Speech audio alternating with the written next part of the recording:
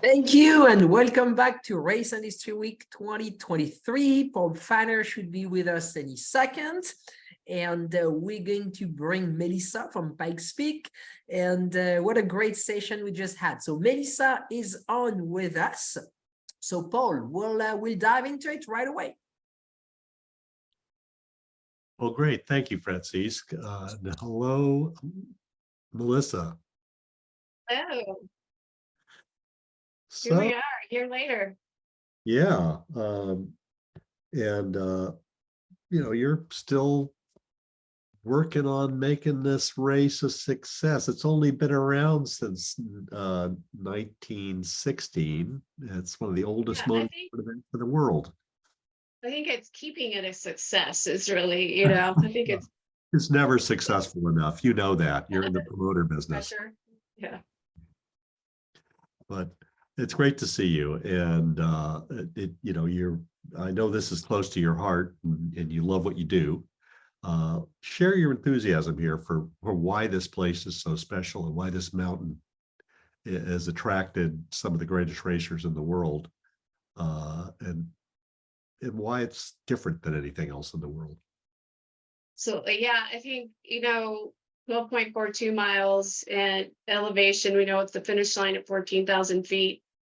You should start there as your baseline, and everything after that, it's changed over the years from dirt to asphalt, and it just became a new set of challenges. And I think what attracts racers year in and year out and keeps them coming back, they can't just check it off their bucket list. There's always something else. There's still another variable they need to conquer, and that it just never truly ends. And I think this year was a good example of that. A lot of records were broken because the last few years, nobody had a good, clean run. We'd had weather, we'd had more weather, whatever it was for the last few years, but technology keeps pushing itself along. The racers get that much better. They're more prepared, but they hadn't had a good run at it. So then they get that opportunity. We had just beautiful weather on race day in 23. And so we just saw, I think we had a total of 7 records fell on race day this year. So everybody wants that perfect run, and I don't know if they ever truly get it, right? So it just keeps everybody coming back. That's right. And Pikes Peak is synonymous with challenge and the individual challenge of a human being, machine, and the environment it's competing in. Yeah, it is the Everest of motorsport, basically. Yeah, you're right. And we don't make it easy on them either. We have to work with counties, the city, the Forest Service to put this race on. And to do that, that means we have to do practice or testing sessions before the tourists are allowed to go up this mountain. It's a public road during the day, or tollway, but so we're, making them start their runs with the crack of dawn at, 5:15 to 5:30, depending on where you are on the mountain. So that's another fun variable, till 8:30, your last run. So, it's a fun schedule that way. So we add to the challenge just because of those parameters. And then one run, they only get one run during the whole month of June that they come out here. So they've got to put it all together. And so I think, that in and of itself is a challenge. No matter how you look at it. And the fact that it has endured, what is the reason for that in your mind?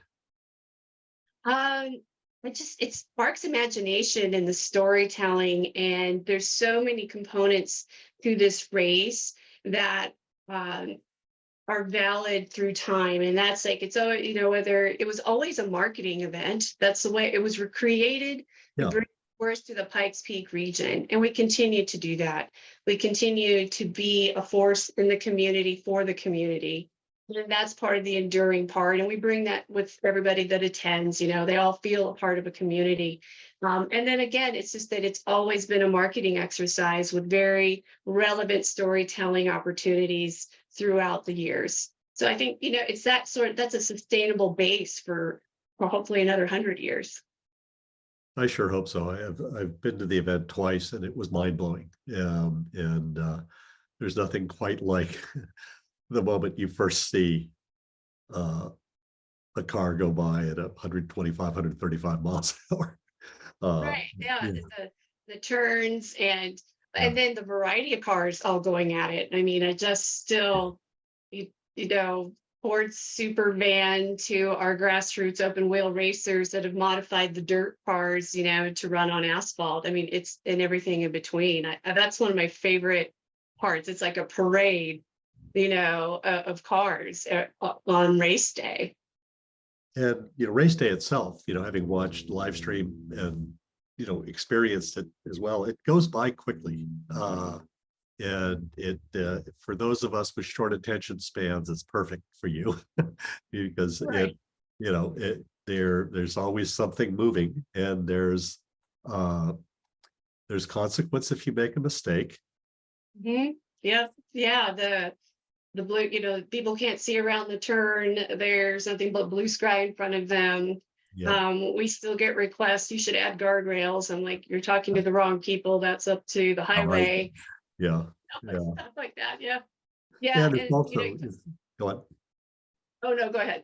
No, please keep going because I'll finish up when you. Oh, I was gonna say, you know, when it comes to the live stream, it's still quite a challenge. And that's because we're talking about a mountain with communications where you don't have, you know, connectivity or a real network up there, that we have to build it, and things get bounced off the mountain in 2 to 3 different places and up to satellites, and we're going around the point. We switch satellites on midway, you know, it's pretty interesting. But the live stream, you know, so important. And I think, you know, to keep capturing imaginations around the world. There's only so many people that can attend this race. Something I really can't control. But the live stream's really been a lot of fun to bring that in-house this last year for the first time. We've always relied on partners to help us get it done. So that's a big growth area for us. And I'm excited to try to be able to share it. And as you're talking about, there's always so much going on. You know, we can have 2 to 3 cars making a run at the same time, you know, so that always gets pretty interesting. It does. And I think too, if you've not been, first off, it's a great area. Yeah. There's a lot to do. It's a nice place to be. And I guarantee you, if you go to Pikes Peak and experience this event, it is unlike anything else you've ever done in motorsports. And the competitors you'll see, though, some of them are very familiar from other forms of motorsport. It's attracted some of the greatest racers in the world. Obviously, you can run down the list for me here, but one of my all-time, heroes is Michelle Bouton, and when she ran there, I had a chance to have dinner with her one night, and one of the things I asked her about was this, and her eyes lit up when she was talking about it. Tell me, run down some recent, heroes from other forms of motorsport that you've had here. Yeah, you know, Romain Dumas keeps coming back. You know, he goes races at Le Mans. He's got quite a full docket in the month of June. You know, between Le Mans and making it to Pikes Peak and back and forth. He keeps coming back. We've got there are too many answers to name. It's unsurmountable to some people, yes. It is. It for sure is. And then, but it's been exciting to have Lonnie, Unser coming up, and she prioritizes Pikes Peak. She loves the challenge. She loves a lot of pressure again, for on that young lady to, with the Unser name, and I've run into Johnny Unser around town too. But and then we've got the Millens. Reese continues to come back. The Dallenbach name goes a long ways too. And then we have, more grassroots famous. We've got the Vaschholz. Those guys, I mean, they're specialists here. Maybe they're not known to the globe, but here in town, they're hometown heroes, and well deserved. And they can come in and honestly have crushed some of the bigger names, those global racers at times, because they know this so well. And then we've had our, 4-time King of the Mountain, most recent one is Robin Shute, going up against the Ford Supervan this year. It was close, but again, more of a grassroots effort up against the factory efforts. And I think that's also one of the reasons people love this race, is that it's fair, it's a proving ground, and it's fair. It doesn't matter how much money you put into the car. It does, but it doesn't sometimes. If you know this mountain and you're ready for the mountain, that you've got a leg up more than maybe the technology that's underneath you. Yeah, and I think that the mountain has changed over the years too, and the challenge has evolved. For the audience that's not familiar with Pikes Peak, can you share a little bit about what this has been and what it's become in recent years in terms of the challenge of going up Pikes Peak? Yeah, absolutely. Paving asphalt at 14,000 feet was kind of an unproven sort of thing that happens. And so we deal with permafrost. So the bumps on the top are changed from day to day, minute to minute, to be honest. So you never know what you're going to experience at the top of the mountain. And then, working with the Forest Service, and they have their concerns, and trying to keep safety a top priority for spectators. It's a challenging world with insurance and motorsport events, a huge challenge. And I'm not the only one experiencing it, with so many people leaving the market and the things they want to see to make them feel comfortable. And then, not to ding rally or off-road, but that's where we get thrown in. And it's a tough challenge to educate people in a business sense, in an operational sense, what we've done and how far we've come as far as safety. We have 12 safety trucks. We've got a partnership with UC Health here in town, that rivals some of the stuff of the bigger series around the country. So we've worked really hard to make sure we're keeping up with what the marketplace wants to see, when it comes to the business side of racing. And everybody goes, well, what do you do all year? It's just a once a year event. Well, there you go. That's what I'm doing all year. And then it's also very political, just because there's Forest Service, counties, cities. And again, everybody's very, very supportive, but I just have to check a lot of boxes with those kinds of folks. And they all know the importance of the history and the heritage and how much it means to the region. The tourism, we spark imagination. We had a couple guests come in from Turkey. I think the son had done a deep dive on racing and found it, and this was one thing he wanted to do, and they came over and they loved it. It's so hard to explain this race until you've been here and seen it, but that's always the challenge with a lot of races like this. Yes, but as a singular idea, this is pretty powerful. And you have this terrific marketing and communications background, so I think you're particularly well suited to communicate this. And the proposition of Pikes Peak to a manufacturer, let's say, you have, again, share with the audience who is currently using this as a platform for the Yeah, absolutely. So in addition to the race, we also offer certified course times. So people are able to rent the mountain, again, just early mornings, and get multiple chances to get a good clean run and set a time. We've had Porsche up here do it last year. Lamborghini did it. Most recently, BMW did it when I love, and the BMW is a good story. They came up, they did race, they went for it during the race, didn't quite work out.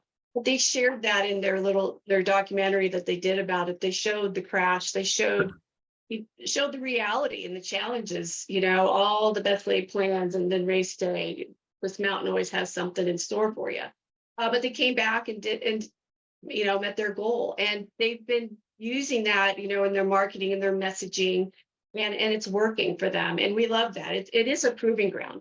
And that's what Ford's doing with their demonstrator EVs. They're coming up here with the Supervan, just because it's a great platform for EV. We know that's going to keep growing. And I can't, I have NDAs about other people looking at it the same way too. But we get regular inquiries about how can I be a part of this. I think that one of the best things, I was out at a race recently. I don't get turned away. Every manufacturer wants to be here. They want to figure it out. It's just, how does it make sense with their current marketing plan? And that's, those are a lot of the discussions that we have. And if it's not happening this year, they're going to try to make it happen in the coming years. So that was fun. How it's really easy to get meetings with Pikes Peak on the business card. Yeah, it's an intuitive proposition, and it's absolutely a proving ground. And you talk about the EV side of this. When you're dealing with an internal combustion engine, there are incredible variances in performance at altitude. Right. Normally aspirated. The turbocharged vehicle is a bit different, but with an EV, this is literally the mountain to climb. Yeah. And an EV doesn't have a disadvantage in comparison to an internal combustion engine vehicle on this mountain. Right. Yeah, and it's a lot of fun, and with all those turns too, the way they deliver the power too it's fun to watch. Absolutely, and makes for some great storytelling. And we, again, global brands, global audience, and storytelling developed out of this. But the stories that matter most sometimes are the fans that can access the event live, be there present on site. For those who haven't been there, it's not what you would expect. Could you describe what that fan experience is and how to access it if you're interested, and things to think about you're probably got coming? Yeah, so tickets go on sale on Friday. We have sold out the last 2 years. Yeah. So we do 250 camping permits, and this is the only night you can actually spend on Pikes Peak. Otherwise, it's all day use sort of proposition. And they show up early on Saturday, and we get them up the mountain and settled in. And then spectators roll in. Well, in the past, it's always been around 6 p.m. the night before, and gates are like at 2:30 a.m. So this year we've changed it up. They can actually buy tickets based on what area they want to spectate. Because we hadn't really it had been more of an open process in the past. They would just get up early and keep it. But now we're clogging up the highways, and people are lining up earlier and earlier. It's one way in, and you don't get out till after the race. So so that's all. You have to be prepared, pack it in, pack it out. You're going camping whether you're staying overnight or you're there for the day. You have to be prepared. We don't have many amenities. We do our best with food trucks and porta potties, but other than that, it's still a mountain. It's still pretty rough and tumble. And then, they're up there all night and they get to watch the race. They try to tune in to the live stream. We also do a radio broadcast locally, but again, the connectivity. So a lot of them are really there just to cheer people on as they drive by really quickly and just get a glimpse of that. And their dedication to it is amazing. Like I said, that's a lot of preparation and a lot of planning that goes into spectating this race. And they're in it for the long haul. You just can't jump off the mountain if, you're in trouble. But we have, people everywhere to help. We've got hundreds of volunteers. Again, like UC Help is there. We have all of our officials. We're well covered for anybody that might need help. And then people even hike in, just let alone the gates. Seriously, yes. And that's a long hike. Yes, it is. A very long hike. I feel like this when I hear about hikers. I go, what? I don't know anything, but yeah. Well, it's a very rewarding experience, though, I think, for all of them, because again, it's exclusive. There is a high level exclusivity to spectating this race. Yeah, it feels cultural. Feels like you're part of a very interesting and kind of adventuresome community when you're around this. Especially the competitor base is definitely a bunch of danger rangers. So. Yeah. Well, and then I think one of my favorite comments back from the competitors this last year, it was just we had a lot of rookies, rookies to the mountain. Always want to, they're not rookie racers. They were rookies to the mountain, and they all commented on the community and how everybody shares information. Yeah. And there's a lot of tips and pointers, and that people aren't that territorial or protective. They all want everybody to have that chance at that clean run. And I love that part of our race. And we had a few challenges getting some people up the mountain, like our anthem singer this year. So we're up there doing our opening ceremonies, our drivers meeting, public drivers meeting in the pits. And I go, well, we don't have our anthem lead singer here, no fault of her own, but so, and then they all started thinking I should sing. Well, they don't know how I don't sing. So I just turned the mic. I said, you sing. And they did. And so they Wow. started the day with all the drivers and crew and whoever else was around singing the national anthem. That's And then fantastic. this year, yeah, it was great. It was such a cool moment. A lot of people saying that was one of their favorites, but as far as competitors, but then at the end of the day, we bookended it with Leah Block doing the tribute run up in the Hoona-Pegasus. Wow. And part of that, and it was just, I was lucky enough that the race director and we followed her pretty close because we said we'll be there to support. She got up there and I saw people that, you know, probably never shed a tear, shedding tears. Well, Everybody in a group. It was a really moving moment. And those are the kinds of things that can only happen here, you know, and just that kind of community and that kind of camaraderie was amazing. And again, it's special because it's an emotional event to begin with, and it does feel personal when you're there. It does.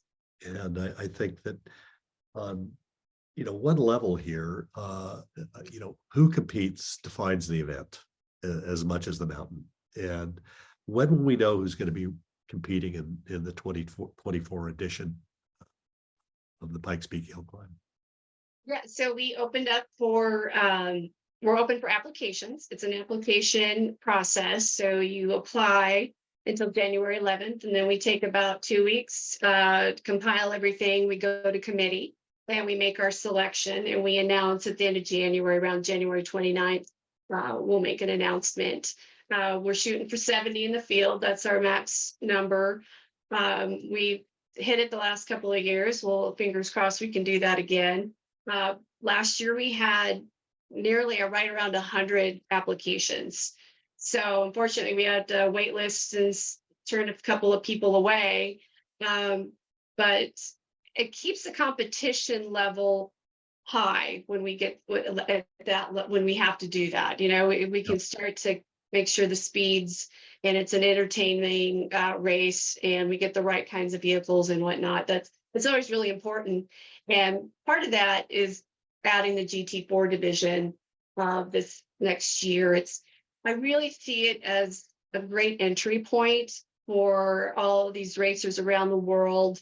You know, I want to do Pikes Peak, but I wouldn't know how. Where do I start? Well, this is a great place to start. We've seen it work when it was Porsche only.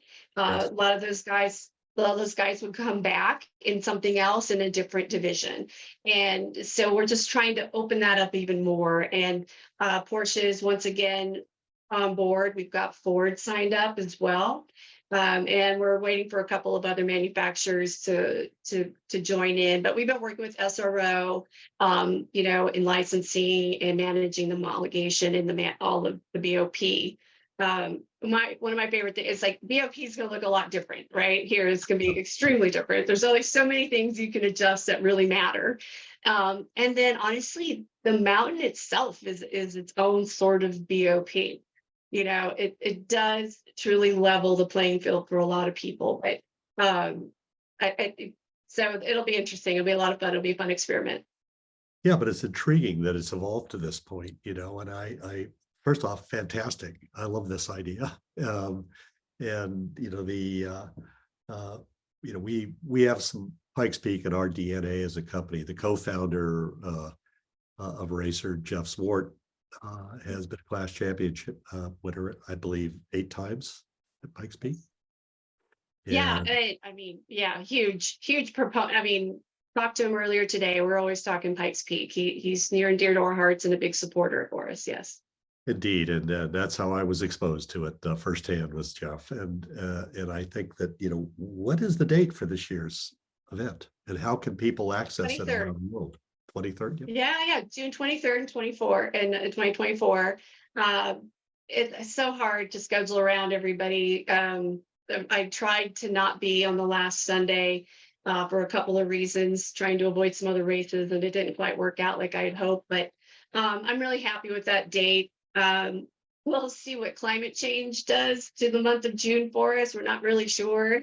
Yeah. It's quite, we had a great race day, but every other day was not that we're on the mountain. We actually we actually called one of the qualifying practice days, had to cancel it. It was just too bad. It wasn't safe. So we're always dealing with that kind of stuff too. But yeah, June 23rd. Great. And then accessing the event remotely, if you want to watch it, the live stream, will you be doing the live stream yourself this year? Will it be available on your website? We'll be posting with that. We're working with some potential partners as to where we're gonna where it'll be, but we'll know that here probably in the next month. We produce it internally, but we'll get it out there. It'll be on all the socials. Find us. Yep. Absolutely. And remember, we'll do what we can to promote it because we're fans of Pikes Peak International Hill Climb. So thank you, Melissa, for all you do for the sport, and especially for this event. I'm a fan of yours, as you know. You bring the magic wherever you are, and I'm really glad you're here doing something important with one of the greatest motorsports events in America, if not the Thanks. It's always fun, Paul. Thank you. Thank you, Melissa. Great to have you on. Thank you very much. Thank you. Registering on EPARTRADE is easy. To start, click on the Join for Free button on the homepage. First, search your company to see if it's already in our database. If you see your company on the list, click on it to select it.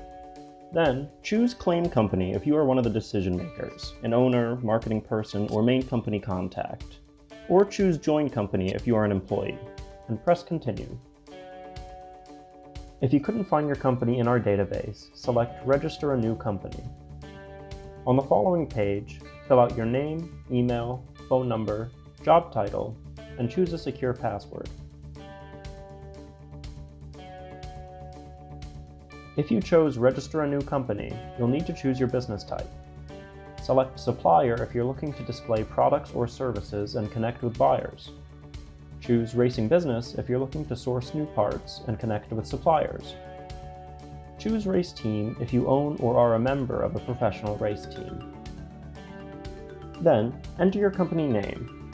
Please provide a website, Facebook page, or LinkedIn if you have one, and choose to either claim or join the company.